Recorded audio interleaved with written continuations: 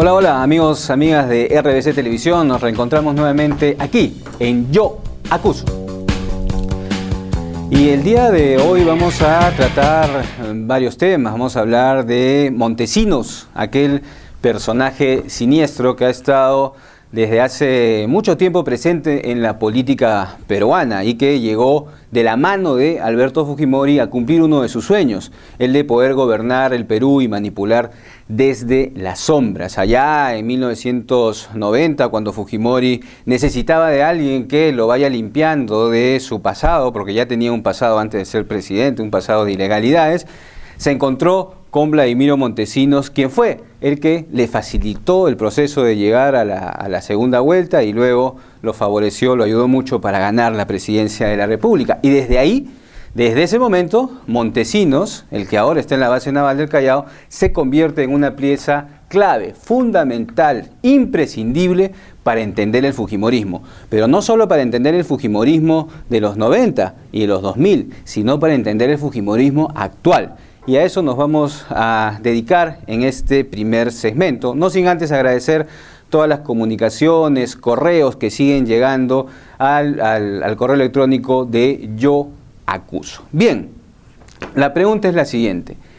¿Está realmente Vladimiro Montesinos, este ex militar, ex espía, que también trabajó para la CIA, en el Servicio de Inteligencia de los Estados Unidos, ex narcotraficante, está realmente fuera del entorno de Keiko Fujimori? ¿Es cierto lo que nos pretenden hacer creer, que Keiko y el grupo que ahora está en campaña son fujimoristas y no fujimontesinistas? Bueno, nosotros creemos que no, que Montesinos sigue siendo parte de ello.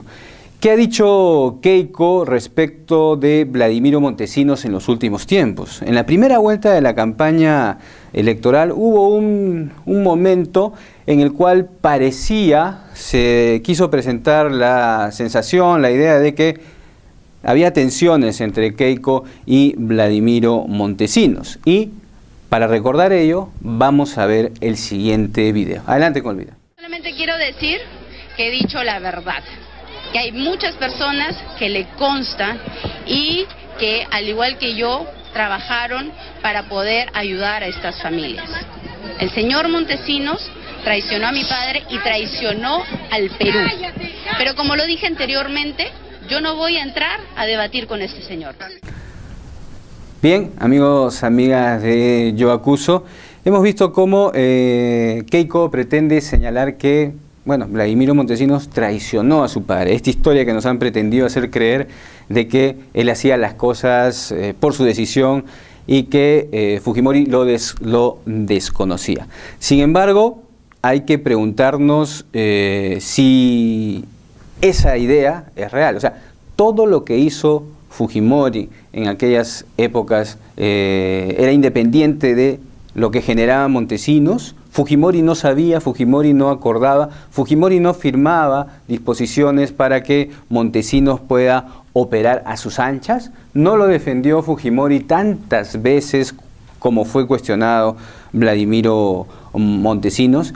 Y esa estructura, esa forma de gobernar y todos los actores que participaron en ella, ¿acaso son independientes ahora de ese gobierno? No. Son los mismos, son prácticamente los mismos los que lo acompañan. ¿Se acuerdan de Jaime Yoshiyama? Quien ha reaparecido ahora último como uno de los fujimoristas limpios, ¿no? Porque hay como fujimoristas montesinistas y hay como fujimoristas limpios. Bueno, Jaime Yoshiyama fue el presidente del CCD, el Congreso Constituyente Democrático, en la época en que se dio la famosa y repudiada ley de amnistía, que pretendió liberar al grupo Colina de los delitos que habían cometido. Entonces, hay casos que se nos quieren presentar como nuevos, como el de la señora Maraví, por ejemplo, que hace unos días también se ha demostrado que recibió cientos de miles de dólares para defender las violaciones de los derechos humanos en el sistema interamericano de justicia. Y como no creemos, Yo Acuso, que no haya habido una relación entre Fujimori y Montesinos y que esta continúa y persiste a pesar de lo que nos quieren presentar, vamos a ver el video en el cual Vladimiro Montesinos y Alberto Fujimori se reencuentran después de mucho tiempo en el juicio en la base naval del Callao. Y ustedes van a ver sus gestos, a ver si ellos se odian, se quieren, se rechazan o siguen siendo cómplices de esta ópera bufa.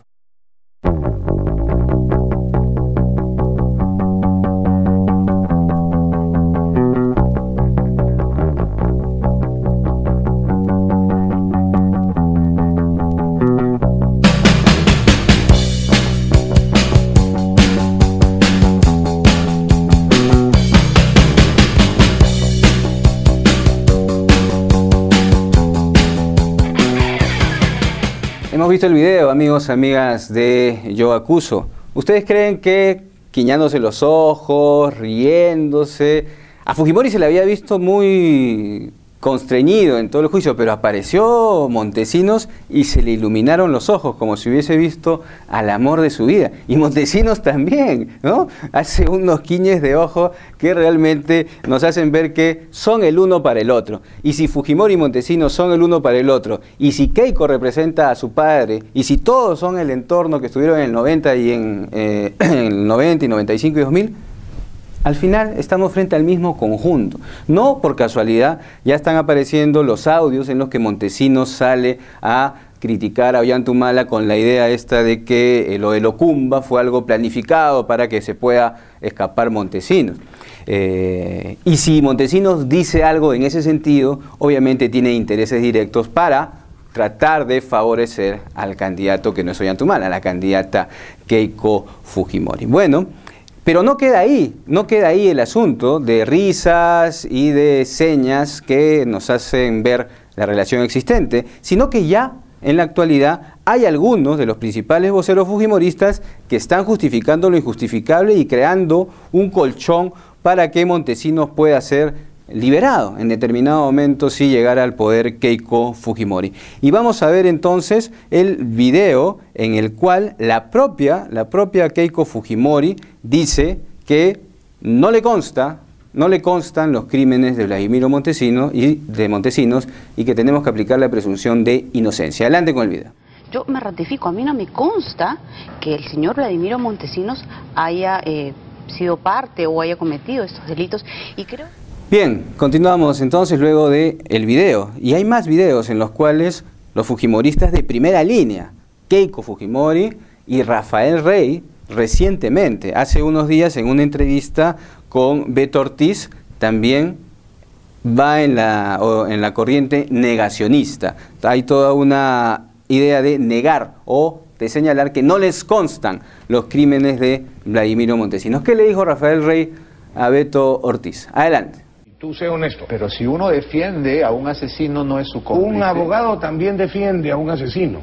Okay. Y no es cómplice. Entonces estarías aceptando que Marta Chávez fue la abogada de un asesino. No, pues, por favor, Beto. ¿Montesinos es un asesino o no? Beto, por supuesto. Bueno, no. Está condenado por asesinato. A mí no me consta que lo sea, pero...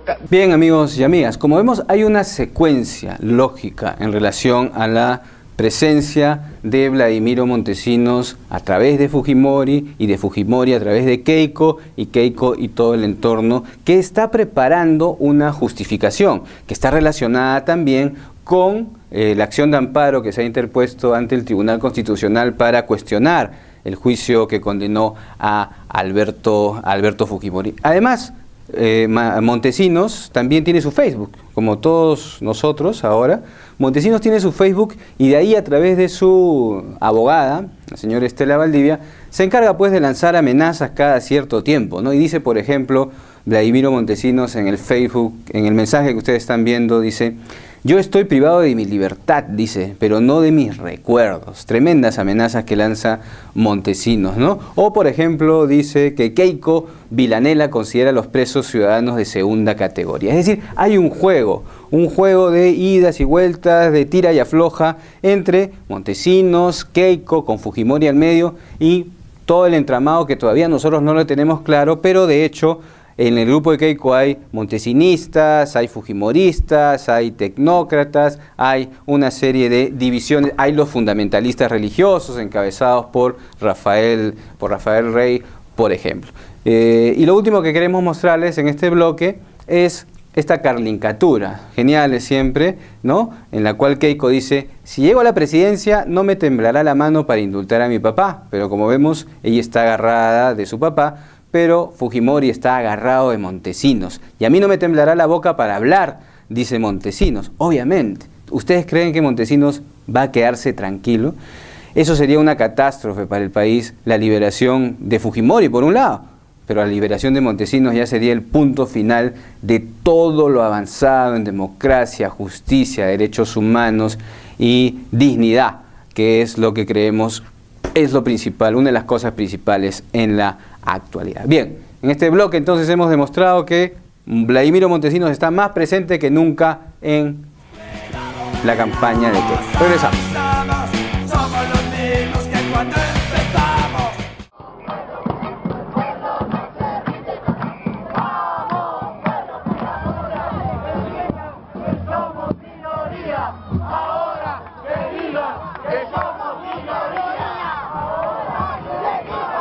Con 300 personas, han aumentado al promediar 500 personas que sean.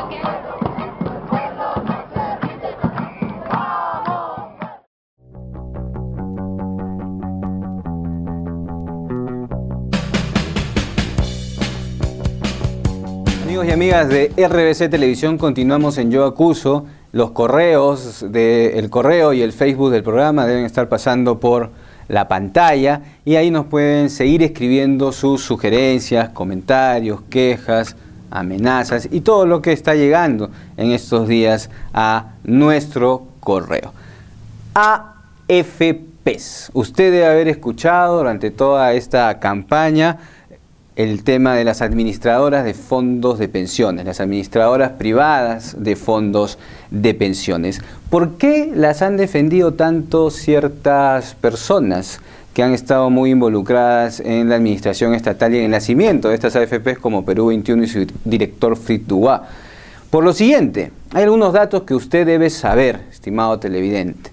Las AFPs tienen hasta el momento recibido en estos fondos individuales, más o menos 70.000 millones de soles han venido acumulando en los últimos años desde que funcionan. 70.000 millones de soles. Si tenemos en cuenta que el presupuesto anual de la República es de 84.000 millones de soles al año, ustedes podrán ver la magnitud del dinero con que las AFPs cuentan. Además, tienen una utilidad anual, el sistema de AFPs en nuestro país tiene una utilidad anual al año 2010 de 300 millones de soles. Es decir, prácticamente 1 millón de soles al día es lo que estas AFPs ganan. Simplemente ganan plata a través de las comisiones, a través de los seguros que nos cobran. Bueno, ¿cuál es el tema entonces con las AFPs? Lo que se planteó, el tema de discusión fue que era necesaria una reforma del sistema previsional en nuestro país. ¿Por qué? Porque si bien el sistema estatal puede haber tenido una serie de complicaciones y fallas durante el tiempo, el asunto es que las AFP en el mundo solo existen en Latinoamérica, por un lado, impulsadas por toda esta ola neoliberal, el consenso de Washington, la reducción del Estado a su mínima expresión. Y como tienen no más de 15, 20 años, las AFPs, y esto lo debe saber usted muy bien, señora joven que aporta a una AFP, no han demostrado que puedan ser capaces de aguantar la carga que en el momento en que todos los que aportamos a una AFP seamos mayores y necesitemos recibir nuestras pensiones, si le van a soportar, si van a estar en la capacidad de hacerlo. Y como es común en diversos temas, generalmente la gran inversión está muy bien cuando comienza, ¿no? Cuando comienza parece que hay una proyección en la cual va a poder responder a los retos que se ha planteado. Pero luego, como sucedió en Chile hace unos años, acuden nuevamente al Estado. Como la gran crisis financiera mundial de hace unos años. ¿Se acuerdan? Quebraron los bancos, ¿no? Y el fundamento era el libre mercado, el Estado nunca tiene que intervenir. Pero a la hora que quiebran los bancos, los grandes bancos del mundo, son los contribuyentes a través del Estado los que le ponen la plata para solucionar sus problemas. Igual que en el Perú. Cuando han quebrado grandes bancos en el Perú, finalmente el Estado ha tenido que poner la plata de todos nosotros. Es decir, no han demostrado hasta la fecha las AFPs que pueden soportar la enorme carga que se les viene por delante. Y uno de los principales voceros del fujimorismo y el fujimorismo en general y la derecha en general en nuestro país no quiere que se toque este tema porque involucra millones y millones de soles, que finalmente es lo que hay detrás. Queremos ver entonces las declaraciones de José Klimper, en las cuales señala que no va a pasar nada, absolutamente nada con el sistema de AFPs. Adelante. Pero ustedes entonces no están planteando ningún cambio en absoluto, en el esquema de las AFPs. En absoluto. Nosotros no creemos que las elecciones sirvan para refundar el país cada 5 años. No, pero hay, en la medida que hay crítica. Bueno, como hemos visto, amigos y amigas, el fujimorismo no tiene voluntad de entrar en este tema tan delicado para nuestro país. Lo que se está tratando de fortalecer es la idea de que la AFP cuida tu fondo individual, ¿no? Esta plata es tuya y tú la vas a recibir al final de tu vida laboral, en contraposición al principio básico de la seguridad social, que es la solidaridad. Todos aportamos a un fondo y recibimos en la medida de nuestra necesidad y aportamos según nuestra capacidad. Así se han construido los grandes sistemas de seguridad social del mundo, desde un principio de universalidad, no desde un principio individualista. Y por eso el tema de las AFPs hay que verlo con pinzas y ver que solo se ha implementado en países de Latinoamérica y que todavía no han demostrado que van a poder cumplir su misión. Solamente en la actualidad hay 80.000 jubilados en AFPs con pensiones que en la mayoría de casos no cubren sus necesidades. Aportantes a las AFPs efectivos existen alrededor de 2.300.000 aportantes. Y estamos hablando de un mercado, de una población económicamente activa de casi 14 millones de personas. Es decir, 10-15% están en el sistema de las AFPs y toda la gran masa de población económicamente activa no está en un sistema de AFPs, no puede absorberlos, porque a las AFPs no les interesan los que ganan poco, sino les interesan los que ganan bastante. ¿Qué pasa con un vigilante, por ejemplo, que gana 600 soles, el sueldo mínimo? Si usted gana 600 soles, como muchísimos peruanos en nuestro país o peruanas, ¿cuál va a ser su pensión? Lo mínimo que razonable sería por lo menos la pensión que sea igual al sueldo que usted tuvo durante su vida. Pero no, en el sistema de las AFPs en la actualidad, si usted gana 600 soles va a terminar recibiendo 200 soles. ¿Quién puede vivir con 200 soles? Es una buena pregunta. Muchísimos peruanos, ¿no? Porque estamos con la soga al cuello en muchos casos, pero esa es la realidad. Entonces, las AFPs básicamente están hechas para brindar una pensión a los que tienen un sueldo mayor. ¿Y en manos de quién? ¿Y en manos de quién están las AFPs? No sucede en otras partes del mundo. En otras partes del mundo hay limitaciones para que los grandes bancos no sean los mismos que están a cargo de las AFPs, pero en nuestro país no, como en tantos otros campos. En nuestro país, Profuturo es parte del Banco BBVA. Prima es parte del Banco de Crédito del Perú. Integra es parte de LNG, una transnacional holandesa. Es decir, están amarradas, completamente amarradas, tienen la AFP y cuando te cobran a fin de mes, no solamente te cobran comisión, también te cobran un seguro por si le pasa algo a tu fondo. Y obviamente ese seguro que te cobra Prima, que te cobra Profuturo, lo gestionan sus propias aseguradoras. Es decir, por todas partes el tema de las AFPs, desde Yo Acuso, creemos que debe ser revisado. Y lo último en relación a este asunto es lo siguiente. La propuesta original del plan de Gana Perú, que fue la que a la que se atacó, a la que dijo, ¿qué se dijo? Le quieren quitar a usted su fondo de AFP y de ahí va a salir pensión 65. Le van a quitar a unos para darle a otros. Esa fue la idea que se planteó. Y dijeron robo. Dijeron, van a robar la plata de unos para dárselas a otros. Y así han habido lecturas interesadas y antojadas del plan de gobierno. Pero ¿a qué está el plan de gobierno? Acá está el plan de gobierno de Gana Perú y dice, en la página 173 del plan original de Gana Perú, se establece claramente lo que se ha querido manipular en relación a esta idea de que le van a quitar a unos para darle a otros. Dice claramente, implementación de un régimen de pensiones sustentado en dos sistemas, en el sistema público y en el sistema privado. Donde se hace referencia a pensión 65 es en la parte que dice sistema público.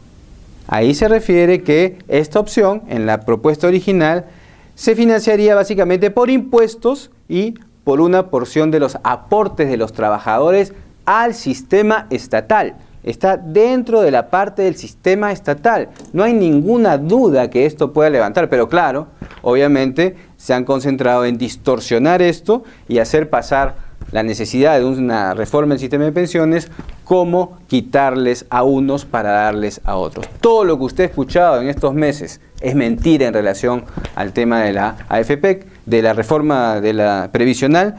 Y lo último es que también tiene que saber usted que las comisiones que cobran las AFPs en nuestro país son las más altas del mundo. Como en muchas otras cosas, a nosotros nos quitan la plata fácil, se la llevan fácil. Regresamos en el último bloque de Yo Acuso. Somos los mismos que cuando empezamos. El miedo que nos están inoculando en una forma muy clara la prensa y en una forma sutil, más disimulada, la televisión o la radio, hace que las personas tengamos un miedo del futuro, ese miedo a morir económicamente. Yo creo que lo primero es que usted se dé cuenta que tiene miedo, que se lo han despertado. Y luego preguntarse, ¿quién me despertó el miedo? ¿Qué persigue quien me lo ha despertado? Me han despertado el temor porque me quieren favorecer. Me han despertado el temor porque se preocupan por mí. ¿O es que me despiertan el temor porque algunos sectores privilegiados, sin sensibilidad social, porque no son todos, están asustados de que pueda haber un cambio real?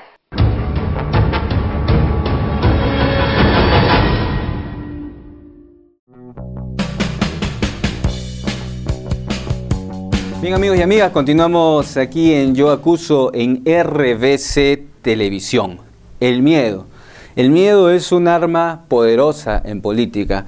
El miedo pretende que las cosas queden como están y se usa desde tiempos inmemoriales. Todos los que han querido, todos los políticos y los sistemas políticos que han querido que nada varíe para que algunos se beneficien de ello, generan miedo. Y ahora nos están haciendo eso con el tema de las AFPs, como hemos visto en el primer bloque, con el tema de la salud, con el tema de la educación.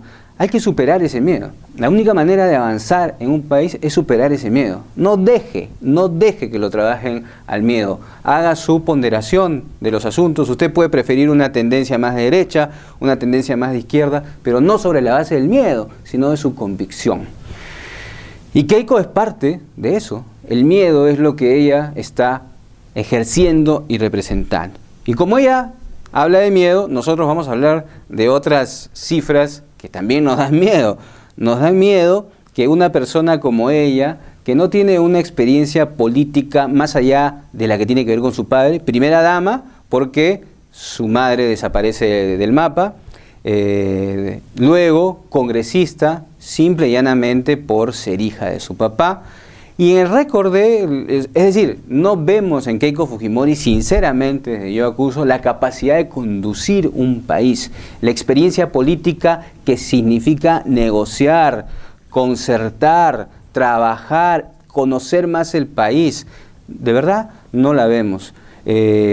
Labor congresal de Keiko Fujimori. Keiko Fujimori, en sus 5 años de congresista, ha tenido 500 faltas. Es enorme. Ha tenido 500 faltas, justificadas de distinta manera, pero son 500 faltas. En cuestión de leyes, ha sido también anémica su producción. Ha presentado algunos proyectos de ley y algunas leyes también que no han sido tan importantes, leyes irrelevantes para una persona que quiere ser presidenta del país. Si una persona quiere ser presidente del país, al menos su récord legislativo debería reflejar una amplitud que permita que nos haga entender una visión del país. Y luego el tema de los estudios. El tema de los estudios es clave, señora televidente. No debemos olvidar que ella misma ha reconocido en la Comisión Investigadora del Congreso que la mayoría del financiamiento se lo daba a su padre en dinero en efectivo. Es decir, ella venía cada mes, su papá sacaba del bolsillo $10.000, que obviamente se los había dado Montesinos, y ella se iba. Todo eso sumó en la educación de ella y sus otros hermanos casi $1.800.000. Y en su labor parlamentaria del Congreso de la República, como hemos visto, deja grandes vacíos. Y además, Montesinos. ¿Qué dice Montesinos, Vladimiro, este personaje, acerca de Keiko? Dice lo siguiente en relación a el financiamiento, este tema que Keiko se niega a aclarar. Eso es una mancha de origen, un vicio de origen, porque si ella llegara a ganar, que nosotros estamos seguros que no, el asunto de los estudios siempre lo tendría en la espalda. ¿Qué dice Montesinos? Durante toda la época que la hija del ingeniero Fujimori, Keiko, estudió en la Universidad de Boston, una de las más caras del mundo, así como sus otros hijos, los gastos de estos estudios, dice Montesinos, eran pagados por el declarante, es decir, por él, con los fondos del Estado, provenientes de la partida 1 y 2 de las acciones reservadas de el SIN. Eso está declarado y la misma Keiko lo ha ratificado al decir que su padre le da el dinero en efectivo. ¿Cómo un presidente va a manejar dinero en efectivo? Y hay un video en el cual se ve a Fujimori contando gran cantidad de billetes y de dólares. Bueno, amigos, esto ha sido todo por la semana. Nos quedan 7 días para pensar, para reflexionar, para evitar que nuestro país vuelva a las manos de una mafia organizada, para evitar el oprobio, como dice Mario Vargas Llosa, que significaría que los criminales y ladrones salgan de las cárceles a gobernar. Muchas gracias por las sugerencias, por los comentarios, y además está el correo de yoacusoperú@gmail.com. Nos reencontramos. La próxima semana es decisiva para la historia de nuestro país. Chao. Cogen confianzas que nunca les dimos, cobardes que van de valientes, hablando de nosotros valantes.